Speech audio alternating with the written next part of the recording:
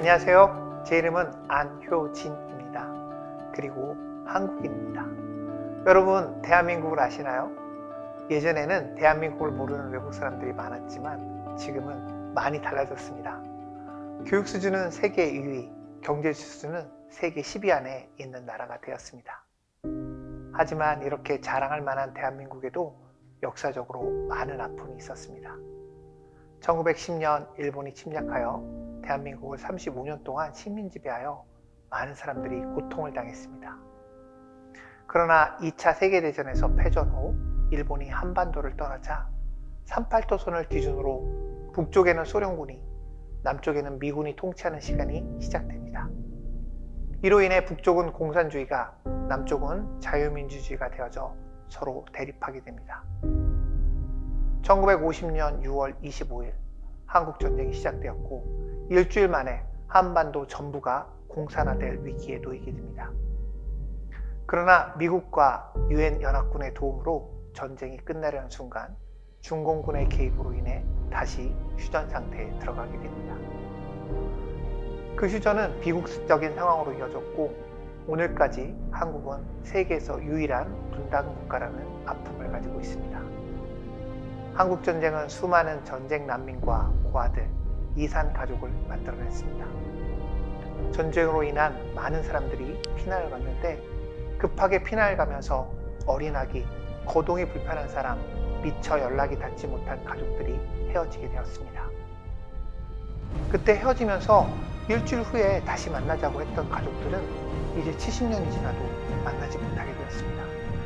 그런 이산 가족들이 2017년 기준으로 13만 1221명, 그 중에 60% 이상이 80세 이상의 고령입니다. 저는 대한민국 작은 시골에서 태어났습니다. 제가 어릴 때만 해도 한국 전쟁에 대한 흔적들이 많이 남아 있었습니다.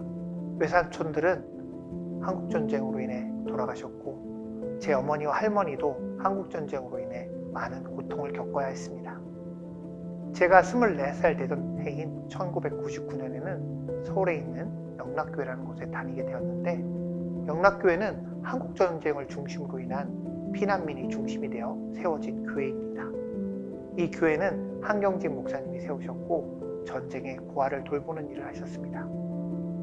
저는 이곳에서 전쟁으로 인한 아픔과 민족의 슬픔에 대해서 더 많은 것을 알게 되었고 이산가족이나 전쟁의 슬픔은 휴전이 되면서 끝나는 것이 아니라 아직도 현재 진행형인 것을 알게 되었습니다. 1999년에 대한민국은 스타트업 붐이 일어났습니다. 너도 나도 창업을 하는 시기였죠.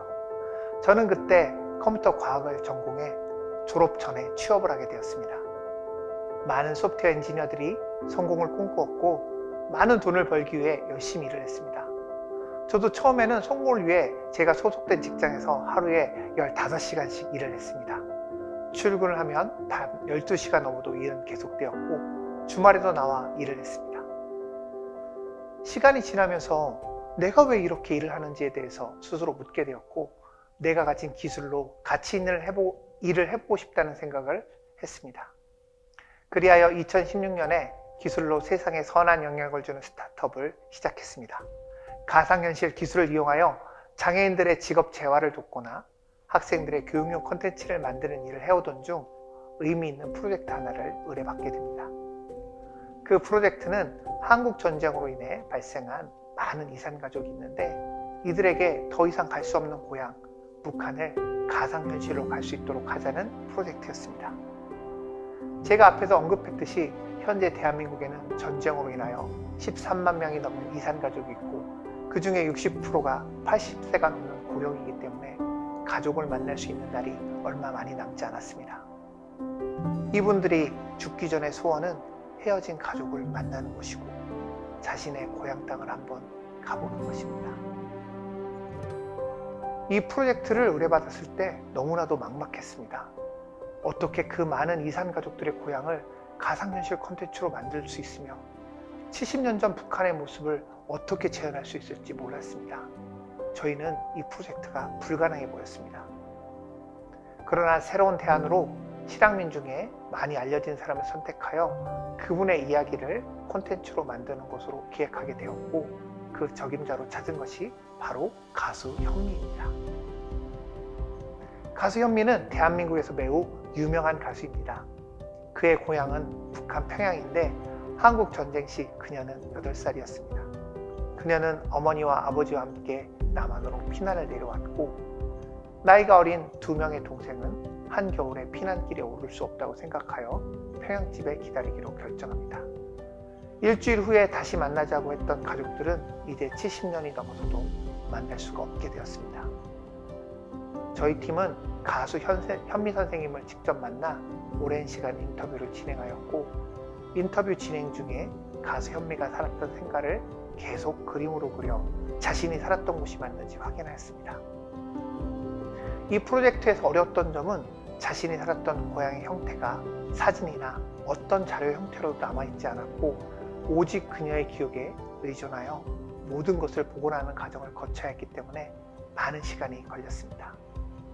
이렇게 하여 우리 팀은 남북한이 유일한 통로인 판문점, 평양 대도서관, 그리고 가수 현미가 70년대에 다녔던 학교, 그리고 근처의 어시장, 고향집을 모두 가상현실 기술로 복원하였습니다. 이렇게 만든 가상현실 컨텐츠를 가지고 하나의 작은 영상을 제작하였는데 여러분들께 보여드리도록 하겠습니다.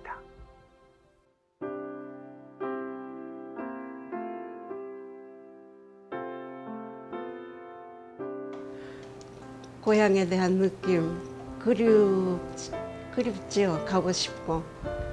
고향을 생각하면서 좀 어떤 좀 한이 좀 있어요. 부모에 대한 그리움 엄청 그리워하죠.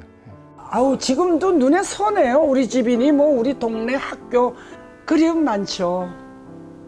우리 명자 길자 생각 많이 나고 푸른 하늘 운하수 그런 거 하면은 평양 어렸을 때 생각나고.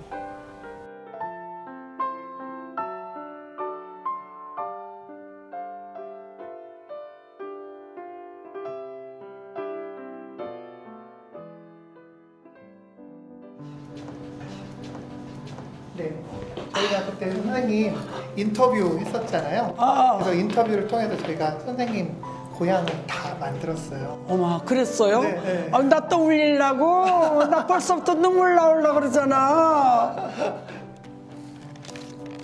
아 어머 판문점 나왔다. 네. 어머 세상에. 자 이제 판문점으로 해갖고 예. 남한에서 북쪽으로 한번 넘어가보도록 하겠습니다. 세상에. 아유 넘어왔다. 어머 내가 이렇게 이북으로 왔어. 어이구 우리 경림학교 제2국민학교. 내가 13살 때 나와서 지금 70년 동안 이렇게 내가 평양을 이렇게 판문점 걸쳐서 지금 왔네. 다 생각나요. 학교에 가서 어렸을 때 합창단에서 노래하던 추억, 연극하던 추억 다 눈에 필름처럼 지나가.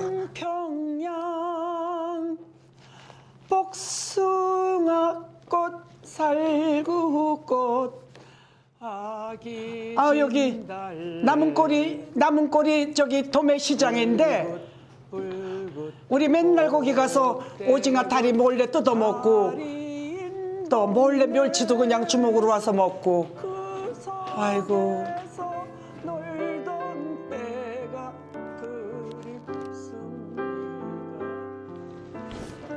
떨려. 집에 오니까 떨리고 눈물이 막 나와요.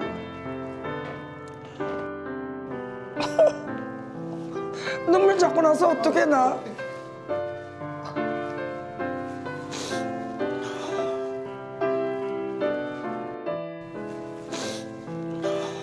엄마도 보고 싶고 아버지도 보고 싶고 큰엄마도 보고 싶고 오빠도 보고 싶고 언니도 보고 싶고 다 보고 싶다. 명자야 길자야 너희들도 다 잘 있지?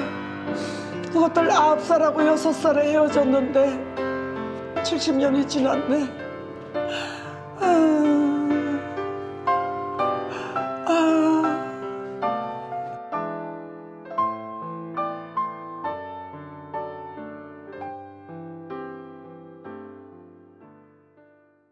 남북한이 이념 문제로 서로 대치하고 있지만 1985년 첫 남북한 교환 고향 방문이 이루어졌습니다. 그 후 15년간 이산가족 상봉이 이루어지지 않고 있다가 2000년부터 2018년까지 총 21회의 이산가족 상봉을 가지게 됩니다. 그 후에 다시 이산가족 상봉은 이루어지지 않고 있습니다.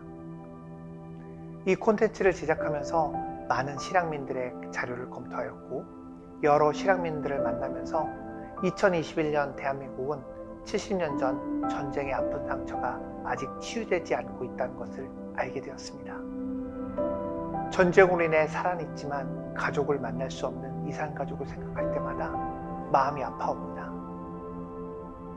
남북한이 하루속히 자유롭게 왕래하고 70년이나 헤어진 가족들이 서로 다시 만나 전쟁의 아픔을 치유할 그날을 기대합니다. 감사합니다.